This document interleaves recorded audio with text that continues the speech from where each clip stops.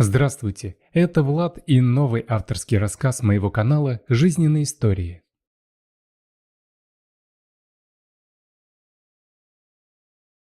Дина закрыла за собой дверь и даже вздохнула с облегчением. Вот зачем нужно было заводить этот разговор. Прекрасно же знала, что с матерью лучше вообще не откровенничать, а уж на тему отца тем более. Ей было 26. Но она по-прежнему боялась маму как огня. Если в детстве боялась и ей даже казалось, видела, то теперь старалась освободиться от ее влияния, но получалось не очень. Всегда и во всем Дина слушалась маму. Она запрещала дружить с кем-то, и Дина не дружила. Все ребята шли в поход, готовились, тренировались. Девочка сидела дома. Всем можно было купаться, Дине нет. Только сейчас она начинала понимать, что это проявляла мать не заботу, а свое желание властвовать. Папу она никогда не видела. Пока была маленькая, обижалась, думала, что не нужна ему. А когда подросла, поняла. Рядом с матерью не смог бы находиться вообще никто. Пару раз мама пыталась выйти замуж. Женщина она была красивой, тут не поспоришь, но оба раза женихи избегали и даже потом на другую сторону улицы переходили. В том, что она лишена женского счастья, винила Лидия Сергеевна, конечно, не себя, а Дину, о чем не уставала ей говорить на всем протяжении жизни. Когда Дина выросла и впервые не послушала мать, решив стать фельдшером, девушка мечтала лишь об одном – получить профессию и съехать. Освободить маму от своего присутствия, но Лидия Сергеевна поменяла тактику. Чуть что хваталась за сердце. Говорила о том, что она всю жизнь вложила в Дину, а та, неблагодарная, решила теперь ее бросить. Ну, конечно, кому нужна мать-обуза? Почему она считала себя обузой в свои 50? Дина не очень понимала, но уйти не могла. Понимала, что мама манипулирует ей, но терпела. И вообще, когда она находилась рядом с матерью, у нее пропадали все чувства. Ощущала себя кроликом, на которого смотрит удав. Дина даже не помышляла о том, что у нее может появиться молодой человек, хотя поклонников было много. Она даже думать боялась, что устроит ей мама, если узнает про мужчину. А совсем недавно Дина решила разыскать отца. Случайно, когда убиралась, нашла у матери фотографию. Там у Лидии Сергеевны был заметно округлившийся живот и даже улыбка на лице, а рядом с ней мужчина, на которого, кстати, Дина была очень похожа. Никаких других зацепок, как ни искала она, больше не нашла. И с каждым днем мысль о том, что хочется больше знать про своего папу, крепла. Наконец Дина решилась расспросить мать, что тут началось. «Да как ты только посмела о нем спрашивать? Не было у тебя никогда отца, и даже думать не смей, чтобы разыскать его». «Мам, но ведь прошло столько лет. Даже если он обидел тебя, то пора бы уже забыть». «Забыть? Это ты должна забыть то, что сейчас вообще подняла эту тему». Потом примерно час нотаций, от которых Дина просто сбежала. На работу ей было рановато, но оставаться дома она просто не могла. И вообще, сейчас на нее такая тоска навалилась, что хотелось просто выть. Ей всего 26, а впереди, похоже, ничего. Потому что мать над ней как туча. «О, Дин, ты чё так рано?» «Ай, лучше тут, чем дома».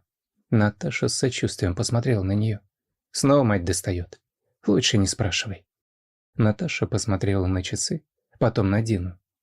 «Слушай, раз уж ты пришла раньше, может быть, и меня пораньше отпустишь? А то минут за 10 до конца смены обязательно какой-нибудь вызов, с которого через 3 часа только придешь. А у меня свидание сегодня, никак не могу опоздать». Дина улыбнулась. Свидания, особенно первые, у Наташи случались очень даже часто. Так часто, что Дина уже перестала спрашивать, как зовут очередного избранника. Боялась запутаться. «Наташ, ну, конечно, беги. Лучше поработаю, чем просто так сидеть». Она звонко чмокнула Дину в нос и упорхнула. Наташа как в воду глядела. Прошло всего 5 минут с того момента, как она ушла, пришел вызов. Диспетчер даже сама прибежала к ним. «Скорее в ресторан. Там какому-то очень важному человеку плохо. И как назло, никого опытного. Дин, ты уж там не подведи, а то нас всех порошок сотрут». Дина кивнула. Обидно было немного, что они отзывались, как будто она вчера из училища пришла. А она вообще-то здесь, на скорой, уже почти год работала. И всегда совсем справлялась. Они подъехали к ресторану. Дина невольно проговорила: «О!» Водитель спросил, лавируя между припаркованными машинами: «Неужели бывало здесь?» «Нет, что вы, откуда у меня такие деньги? Соседка работает здесь посудомойщицей, а у нее дочь есть маленькая, но в празднике помогает маме здесь. Так вот, как-то рассказывала про этот ресторан. Я так понимаю, мы на свою зарплату здесь только стакан чая можем купить». Водитель хохотнул. «Если чай с сахаром, то на чаевые не останется. Приехали». Дина схватила чемоданчик поменьше, медбрат побольше, и они двинулись внутрь. Основная масса людей была на улице, и при их приближении все расступились. Человек, которому стало плохо, лежал на полу. Под голову ему была подложена диванная подушка. Цвет лица бело-серый. Дина присела рядом. Взяла руку и прощупала пульс. «Он не дышит, мы проверяли. Но его нужно спасти. Вы даже не представляете, кто это». Жаркий шепот директора ресторана немного сбил Дину. Она посмотрела на него и склонилась над пациентом. На нее смотрели несколько десятков глаз. Дина почувствовала неуверенность. Пульса не было, дыхания тоже. Опоздали. Она подняла растерянные глаза и тут же встретилась взглядом с соседкой. С маленькой соседкой, дочкой посудомойщицы. Та удивленно произнесла. Негромко, так чтобы слышала только Дина: «Он что, твой родственник? Вы так похожи». Дина снова посмотрела на мужчину. «Нет, не может быть, это... Да нет же!» Она быстро рванула рубашку на его запястье. Так и есть. Якорь, татуировка. Она видела эту картинку на снимке, где мама была с его отцом. В одну секунду Дина собралась. «Быстро в машину».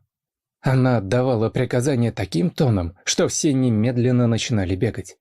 Дина делала непрямой массаж сердца. «Нет, только не сейчас. Мы же только встретились, и мне нужно задать столько вопросов». Рядом послышался шепот медбрата. Дина Андреевна, все уже, да перестаньте, умер он». Она грозно взглянула на него. «Заткнись и делай, что тебе говорят». Парень отшатнулся. Он в жизни от Дины не слышал ничего подобного. Есть пульс. Ее помощник радовался так, будто это его оживили. «Носилки, быстро!» Когда носилки уже поднесли к машине, мужчина открыл глаза. Остановил свой взгляд на Дине. «Кто ты?»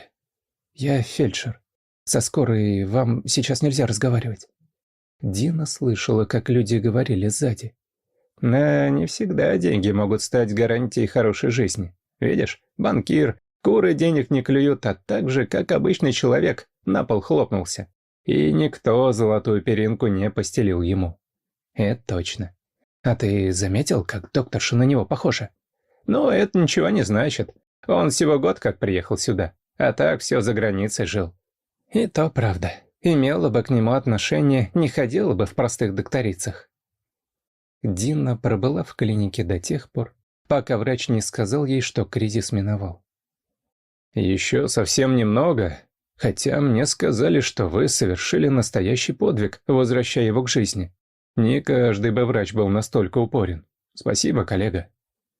Время до утра пролетело незаметно. Всю ночь Дина думала об одном. Нашла, увидела. А что дальше? А ничего. Кто он? Где он и кто она? Он же прекрасно знал, что у него кто-то родился, а значит, сознательно не хотел никакого общения.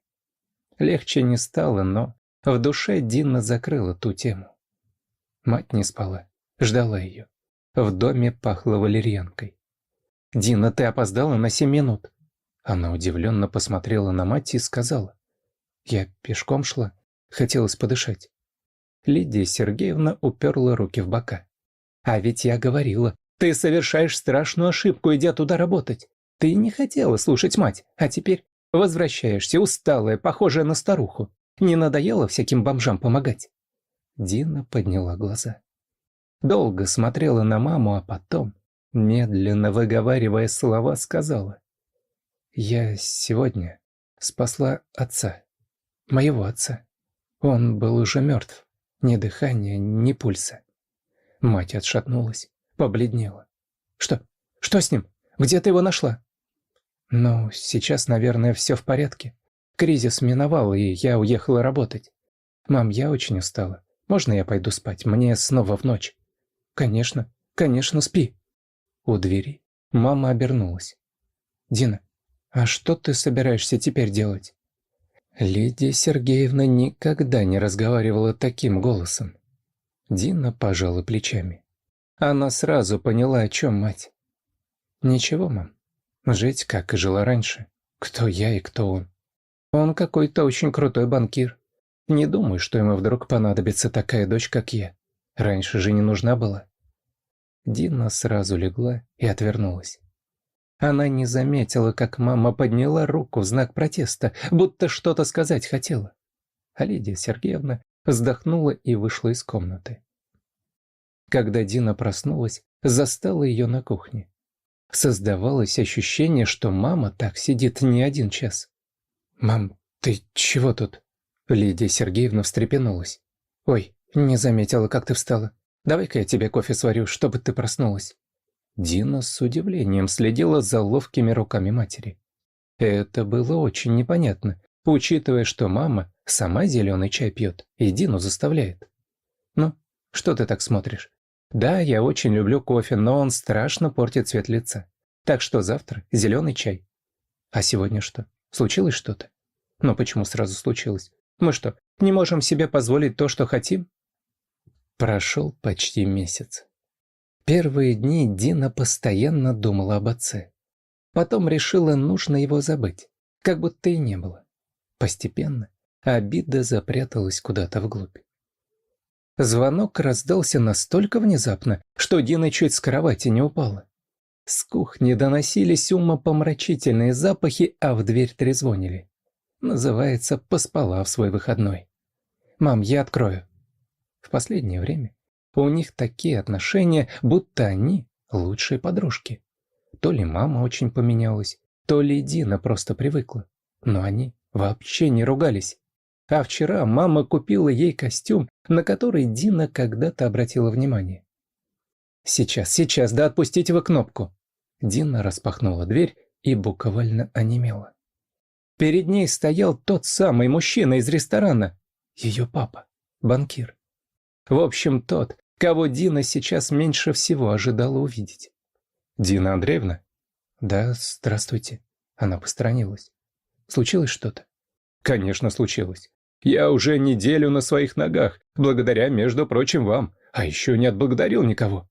«Ой, ну что вы, я просто делала свою работу, как обычно, на скорой». «Просто, а не просто. Мне один профессор сказал, что если бы остановились, то никто бы не осудил вас, потому что положенное время закончилось. Простите, а чем это у вас так вкусно пахнет? Это же пирог с рыбой, верно? Вы не поверите. Я в последний раз ел вкусный пирог с рыбой лет 25 назад. Его моя невеста готовила. С тех пор, где бы ни пробовал, все не то». 27, если быть точным. Мужчина побледнел. «Лида? Нет, этого не может быть. Лидочка, ты же погибла». «Ну, как видишь, жива и здорова. Просто тебе было удобно тогда поверить в ту историю моей гибели. Она ведь прекрасно укладывалась в твои планы жениться на другой. А что, жена не готовит тебе пироги?» Гость долго смотрел на маму Дины. Дочь же стояла, открыв рот. «Так, а не выпить ли нам, Лида, твоего фирменного кофе? Очень хочется послушать твой рассказ, как ты обвела меня вокруг пальца. Интересно, ради кого? Ради кого ты так сделала? Лишила меня счастья?» «Я тебя? Это ты мне изменил». Дина тихо закрыла рот и вышла, юркнула в свою комнату. Слишком жарко становилось в прихожей. Похоже, то, что сейчас там будут говорить, ей лучше не слышать. Она внезапно улыбнулась. Надо же, настоящий семейный скандал. Голоса удалились на кухню, а Дина как-то уснула. Проснулась, когда в квартире было тихо. Она осторожно выглянула из комнаты и увидела мать и отца за столом. Они рассматривали фотографии.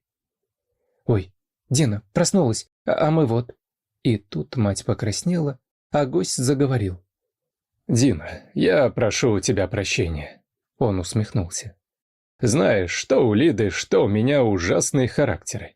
И именно это делало нас такими горячими.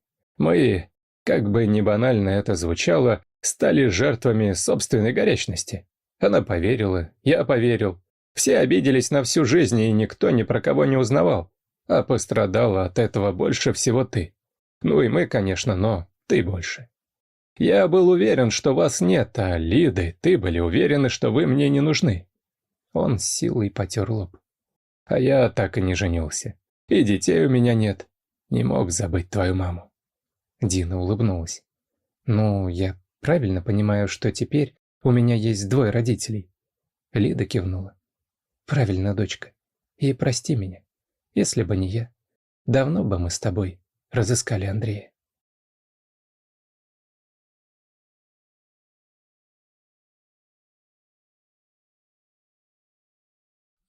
Если вам понравился рассказ, очень надеюсь на вашу поддержку кнопкой палец вверх. Спасибо и всего доброго. All right, everyone's presentations are done. Nick, the manager, said as he tried to move the discussion forward. Excuse me, I haven't. I recently found out something. Nick interrupted me and began to speak. There's apparently someone in this department who didn't graduate high school and is just a part-timer. Meetings should be for employees only. Absolutely right. His lackey, Mike, of course, agreed with Nick. I'm leaving. After leaving the meeting room, I started to shut down my computer. I noticed that an email had arrived, not in my personal inbox, but in the company's shared email. Thinking, there's no point in speaking up, no one will listen, I went home quietly. The next day, I heard a commotion from Nick's desk. He was staring at his computer screen, his face pale. Nick? Is something wrong? Mike looked at the screen with him. And he turned even paler than Nick. Why is he so angry? Knowing the reason for Mike's distress, I thought to myself, serves them right. My name is Adam. My mother passed away when I was in the 9th grade, and I was raised by my father. Well, you could hardly call it being raised. After my mother passed, my father changed. He drowned his sorrows in alcohol, and though he still went to work, he squandered our living expenses on horse racing. Because of that, I had to start working part-time as soon as I entered high school. Every month, I went to the convenience store with bills in hand that couldn't be auto-deducted from my father's account. Even though I endured it because I didn't want to be alone, I reached my limit in my second year of high school and dropped out. I found a live-in job at a distant inn. Thank you for everything. The day I left home, my father, still staring at the TV, spoke. Take care. That was our last conversation. Back then, 18 wasn't the age of majority, so I needed my father's permission to work, and I couldn't hide my place of employment. Yet, my father never visited me even once. I kept working just to survive, and before I knew it, I was 42. Years of hard work paid off, and I was transferred to the headquarters. I was thrilled to be recognized by the company, as I thought I'd be working in the field until retirement due to my lack of formal education. Listen up. Our work can change the future of our employees. Don't drag us down. On my first day after the transfer, Nick, dressed in an expensive suit, spoke sternly. There was a reason for this. Our inn was located in a prominent tourist destination, known so well that everyone in the state could sing its commercial jingle. At its peak, we had 5 locations within the state. But that was long ago. Due to financial difficulties and aging facilities, only the place where I had worked for many years and the original establishment remained. I was prepared to lose my job anytime, but now there was a glimmer of hope. With the rise of social media, the tourist area where the inn was located started gaining attention again. Depending on how hard the sales department, where I was transferred, worked, we could either thrive or be forced to give up this prime location to the new hotel chains continuously popping up. For Nick, who had switched careers from another industry to strengthen our sales, this was a battle he couldn't afford to lose. I understood why he had to be strict. I will do my best. Nick sneered at my enthusiastic declaration. Did you not hear what I said? I'm sorry. I thought I was listening carefully. Out of habit from years of customer service, I apologized reflexively, though I had no idea what had offended him. Someone was watching me with a smirk. In this department, there are those who are expected to excel and those who have been shoved here because they have nowhere else to go. You are the latter. It was Mike, the section chief. He's 7 years younger, at 35. But he was called to headquarters much earlier than I was and had been moving around within the headquarters ever since. I'm not jealous, but I can't accept that he's my boss. Graduating from a prestigious university, he has an unusually high pride and caused many problems as a newbie, making things very difficult for me when I was the front desk leader. When I found out Mike was transferred to the sales department a month before me, I was disheartened. Mike is right. With just a middle school diploma, there's not much you can do. Don't even think about achieving results. As if I didn't exist, Nick remarked, I'm thirsty. Mike eagerly ran to the coffee maker. It seems Mike is Nick's lackey. I regretted being happy about my transfer to headquarters, wishing I had stayed on site forever. Send a direct mail to every company on this list by the end of the day. Nick only assigned me tasks that even a new graduate could handle. What? There are over 1,000 companies. You want me to send to all of them by today? Yes, if you and your fellow misfits split the work, even those with nowhere else to go should finish by today. I glanced at the employees typing away expressionlessly. They were worn out from customer service, only thinking about leaving on time, or were women reassigned after having children, with zero motivation for work. Even Sam, a new graduate from the same university as Mike, who was supposed to be among the expected achievers, had no enthusiasm for the job, having joined the company wanting to do customer service. I don't care what they say, I plan to quit anytime, he said. Only Nick and Mike were highly motivated, making all the decisions between the two of them. I originally only wanted to work at the inn to survive and had no particular attachment to this job. I swallowed my words, thinking I had no right to reprimand them.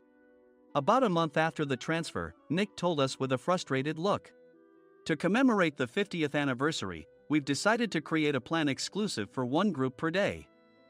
Originally, Mike and I were supposed to come up with it, but our president, Mr. Thompson, insists on hearing everyone's opinions. So, you all get a chance. As Nick explained, Mike began handing out prints. Make sure not to embarrass Nick. If your ideas are half-baked, you'll have to redo them. It seemed that they had printed his handwritten notes by Mr. Thompson, which included several questions and a section for free responses. It made sense why Nick had to seek our input, given that all responses had to be submitted to Mr. Thompson. We were given a week to think about it, and a meeting was scheduled to compile our ideas. My plan is to let guests enjoy both the old and modern America. Nick began the presentations. Guests would watch a master confectioner at a nearby traditional sweet shop make sweets in front of them. The welcome drink would be premium tea in a bottle. Nick's plan was certainly attractive. After his presentation, Nick called on us to present in the order we were seated. Just as I stood up for my turn. All right, everyone's presentations are done. Excuse me, I haven't. I recently found out something. Nick interrupted me. There's someone in this department who didn't graduate high school and is just a part-timer. He was likely talking about me. I joined the company as a part-timer and was made a full-time employee when I turned 20. That was 20 years ago, so Nick and Mike probably had no chance to know until recently. Meetings should be for employees only. Absolutely right. After that, Nick kept creating opportunities to solicit everyone's opinions, purposefully excluding me from speaking. The meeting unexpectedly heated up and went past the scheduled end time. A few people asked to leave, and the discussion continued with the remaining few. Still here? Normally, you'd leave in that situation. Though I had no attachment to the job initially, hearing kind words from customers made me want to make them happier. For someone like me, with nowhere to go, the inn was my home and customer service was my life. I felt pathetic about my current self. I'm leaving. I left the conference room and started shutting down my computer. I noticed an email had arrived, not in my personal inbox, but in the company's shared email. Thinking no one would listen to what I had to say anyway, I quietly went home. The next day, while preparing the DM as instructed, I heard a commotion from Nick's desk. In his haste to stand up, he hit his knee on the desk. He stared at his computer screen, his face pale. "Nick? What's wrong?" Mike, thinking he should be the first to rush over, approached Nick while still wearing his coat. He peered at the screen with Nick. And he turned even paler than Nick. Why is he so angry? Who is responsible for this company? Nick, more irritated than ever, asked, and Mike answered without checking. Probably Sam. Sam wasn't there because he was attending a morning training session for new hires. Nick gave up on getting angry and returned his gaze to the screen. They were looking at an email that arrived right after the end of the working day yesterday. Apparently, no one, including me, had checked it before leaving. The email was from a large company that used us for their annual employee trips. The president and executives of that company also frequently used our services personally. President of the company, Mr. Mason himself, had declared that neither he nor his company would ever use our services again. Well, some companies cancel their employee trips or stop using our services due to financial struggles. Let's just move on. Mike kept wiping the sweat from his forehead with a handkerchief. Knowing why Mike was so agitated, I quietly watched their interaction. Do you know how much revenue we get from that company? We can find other guests to fill the rooms, but we'll lose the banquet costs, gift shop revenue, rental car fees, and more. Moreover, the gifts were supposed to be prepared by the traditional confectionery shop involved in Nick's proposed plan. If it's known that we incurred such a huge loss at this critical time, Nick's position in the company would be jeopardized. Nick took a deep breath, seemingly trying to calm himself. All right, Mike. Go to New York right now and apologize to Mr. Mason. What? You're coming with me, right? I have urgent work to do. I trust you, which is why I'm entrusting this to you. Please. Mike, believing Nick's sincerity, agreed with a determined look on his face, saying, yes. That's Nick for you. Even if Mike went to apologize, Nick would shift all the blame onto him if the client didn't change their mind. Well, it was Mike's fault to begin with, so it served him right. About 3 hours later, Sam answered a call from somewhere and repeatedly apologized, saying, I'm very sorry. Everyone watched to see what was happening. After ending the call, he informed Nick with a weary tone. When Mike arrived at the client's company, he only made things worse, further infuriating Mr. Mason. He was demanding, get his boss here immediately. It was no wonder Sam was exhausted, dealing with such a call right after returning from training. What is that idiot doing? All right, Adam, you're coming with me. If sacrificing Mike didn't work, then I must be next. Normally, I'd want to refuse at all costs, but I saw an opportunity in this situation. If I can be of assistance, I'd be happy to join you. I immediately followed Nick, and we flew to New York. When we introduced ourselves at the reception, it became clear how serious the situation was. As the receptionist personally escorted us to the president's office. Angry voices leaked through the door, making both Nick and me uneasy. Excuse me. I'm Nick, the supervisor. I understand my subordinate has caused you trouble, and I deeply apologize. Nick, with his experience in the corporate world, knew enough to offer an apology before excuses. However, his customer service skills left much to be desired. I sighed as I saw Mike trembling like a small dog in the corner of the room. What kind of training are you giving your subordinates? Mr. Mason glared at Nick with a red face. The intensity of his gaze made even Nick take a step back. Regrettably, I joined this company only 2 years ago and was unaware of Mike's issues. I should have identified his shortcomings sooner. Indeed. I should have realized sooner. No sensible person would come to apologize and then give a lengthy presentation on the drawbacks of not using their in. Nick froze, his mouth slightly open. Suspecting the worst, I picked up the documents that had fallen to the floor. It seemed Mike hastily prepared these documents on the plane, listing the disadvantages.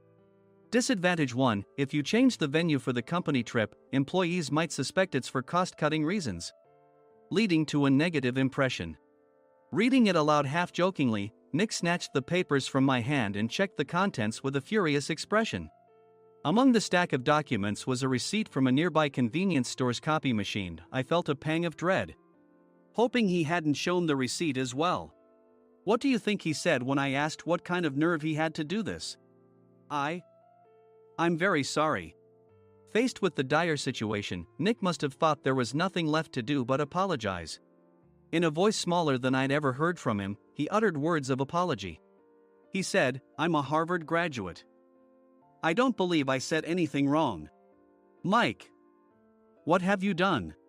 Forgetting his plan to pin the blame on Mike, Nick yelled loudly, even in front of Mr. Mason. "I didn't do anything wrong." "You're still saying that? Look at him." Mike pointed at me with a shaking hand. "I was assigned to headquarters in my 20s and now I'm a section chief. This guy only made it to headquarters at 42. Everything I've done proves I was right. So why are we losing the contract?" Having said his piece, Mike collapsed to the floor. "Of course. You were sent there because you had nowhere else to go." Mike never expected to hear such words from someone he looked down upon. He lunged at me, and Nick hurriedly stepped in to stop him. "Mr. Thompson told me Mike is a quick thinker, and to take good care of him." There's no way he was pushed aside. "Don't make things worse here." "He didn't say quick thinker, he said only quick-witted, didn't he?" I don't remember that part. I recalled the many troubles Mike caused when he was a newbie. When Mike was on the front line, his pride was so high that he never apologized to customers. Customer service, especially in our job, doesn't work alone. It brings both good and bad situations. If the front staff or housekeepers made mistakes, or the cleaning company didn't properly clean a room, one had to apologize to the customers regardless of personal fault. Mike, in such situations, would never apologize, insisting he wasn't at fault. This often angered customers, and as the front desk leader, I frequently had to apologize on his behalf. He caused complaints and disrupted operations, which is why he was quickly moved to headquarters. In departments where he didn't interact directly with customers, his quick thinking was beneficial and things went well. But it seemed his flaws were starting to show. Corporate reservations are supposed to be entered into the system by the sales representative. But a quick check yesterday revealed that more than 10 items were missing from the client's reservation. The handover document clearly stated what needed to be prepared. Why didn't you enter it into the system? Why do we have to give them special treatment? Filling rooms near the banquet hall, setting up all the food in advance. Specifying the brand of wine, they're too demanding. No wonder he always angered customers, I thought, feeling a headache coming on. Grouping them in rooms near the banquet hall is for our benefit too. It makes it easier for the staff to set up beds and serve breakfast since everyone's schedule is synchronized. As for the other requests, Mr. Mason suggested them to lighten our load. I didn't know that. Nick finally seemed to realize that Mike was the one who had angered the client. What did you say to them? I just told them we wouldn't give them special treatment anymore. We shouldn't waste effort on things that don't bring in money. I was utterly exasperated at his lack of understanding of customer service. Of course, we shouldn't comply with unreasonable demands. But carrying over successful practices from past stays makes customers feel remembered and enhances their experience.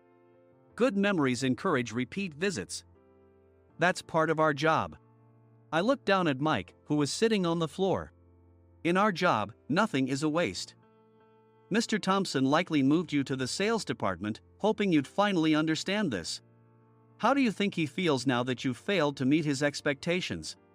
Mike, tears in his eyes, fled the president's office.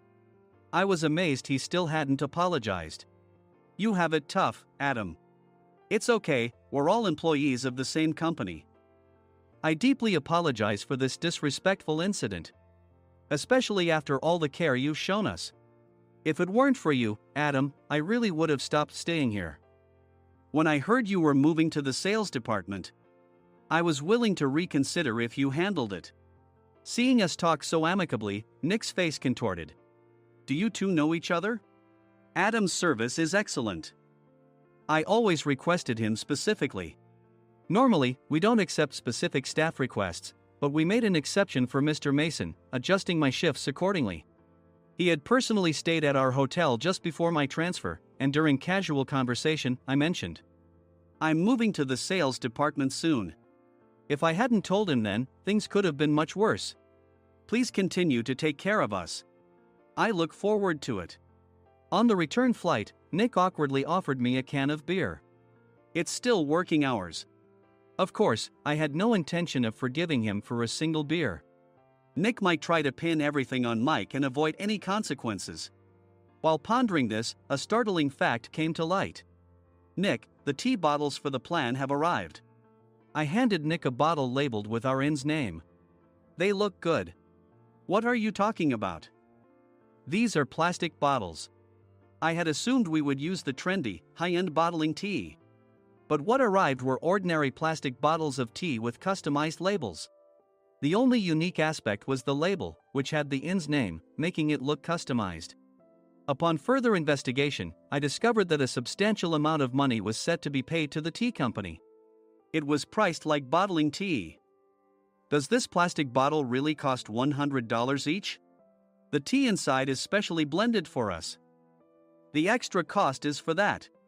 Wouldn't it be better to use another tea company? Or is there a specific reason we must use this one? As Nick continued to make excuses, I showed him a printed email.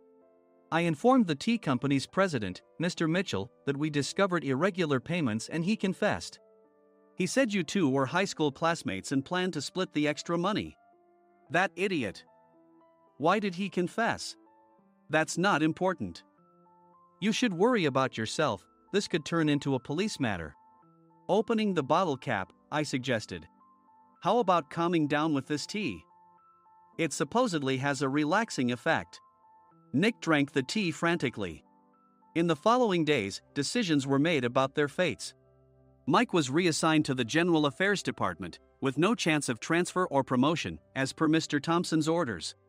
As for Nick, since the payment to the tea company hadn't yet been made, he narrowly avoided legal trouble.